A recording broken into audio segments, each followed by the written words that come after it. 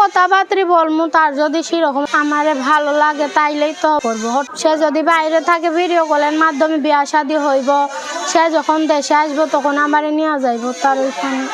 আমরা অসহায় মানুষের জীবন কাহিনী গল্প নিয়ে আপনাদের সামনে তুলে ধরার চেষ্টা করছি। আপু আমার ক্যামেরার সামনে আসছেন, চলুন আমরা এই আপুর সাথে কথা বলবো, জানবো তার কথা।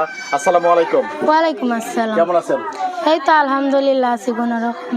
আমার নাম নুসরাত, দেশের বাড়ি মানিকগঞ্জ, সাটুরিয়া। আমার বাবা মা নাই, আমি নানির কাছে বড় হয়েছি। আমি আছি, আমার ছোট একটা ভাই আছে আর নানি আছে।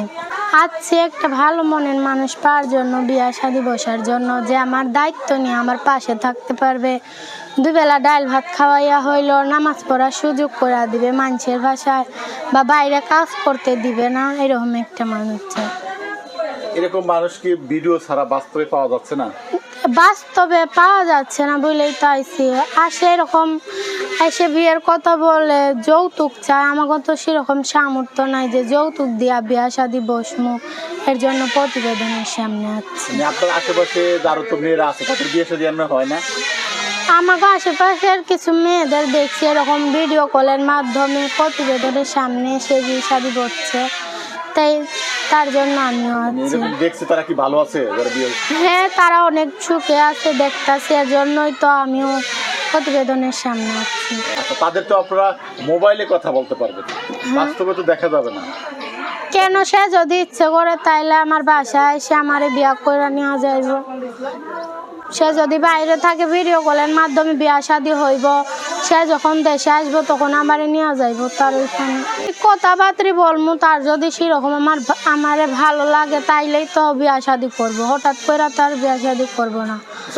আপনার মনের ইচ্ছাটা কি, কিরকম ছেলে বা আপনি কি চাচ্ছেন সেটা একটু বলুন। আমি চাচ্ছি যে যেরকমই হোক, শুধু দুই বেলা ডাল ভাত খাওয়াইয়া হইলো, বাড়িতে বসায় রাখবে, বাইরে কাজ করতে যাইতে দিবে না, এরকম একটা মানুষ চাই। লেখাপড়া করছেন? হ্যাঁ করছি। এখন কি বন্ধ? হ্যাঁ বন্ধ। কত দূর পর্যন্ত করছেন? 3 পর্যন্ত লেখাপড়া করছি। ক্লাস 3? তারপরে কেন হলো না? তারপরে আব্বা মারা গেছে, আম্মা চলে গেছে। এখন নানির কাছে একা থাকে, সে আমার লেখাপড়া করাইতে পারে নাই। আরেকটা বেড়ার কাছে বিয়া বসা চলে গেছে, সে আর খোঁজ খবরও নেয় না। নানির কাছে থুয়া গেছে, নানিরও আর খোঁজ খবর নেয় না সে। আর কিভাবে চলে, আপনারা কিভাবে চলছেন? এখন আমি মানুষের দোকানে টেইলার্সের কাম কইরা মাসে যা পাই ওইটা দিয়েই কষ্ট। হ্যাঁ। আচ্ছা, যদি এই টেইলার্সের কাজ যদি ভালোভাবে করতে পারেন, শিখছেন কতদূর? অনেকখানি পারে। নিজের মেশিন নাই, মানুষের মেশিনে কাজ করে মাসে 5,000 করে টাকা দেয়। নিজের মেশিন কেনার তো সামর্থ্য নাই, আর নয়তো নিজেই একটা মেশিন কিনা নি। আমি তো আগেই বললাম যে 4টা ডাল ভাত খাওয়াইয়া হইলো, যেমন মানুষই হোক, শুধু আমার বাড়িতে বসে রাখবো, এরকম একটা মানুষ হইলেই হইল। আচ্ছা, এই যে এতক্ষণ যে কথা বলছেন, আপনাকে খুঁজে পাবে কিভাবে? এই যে ফোনে যোগাযোগ করব। না, আমার ভিডিও ফোন নাই, বাটাম ফোন আছে। সে যদি ওরকম কথা বলে, কারো কাছ থেকে ফোন নিয়ে তার সাথে কথা বলবো।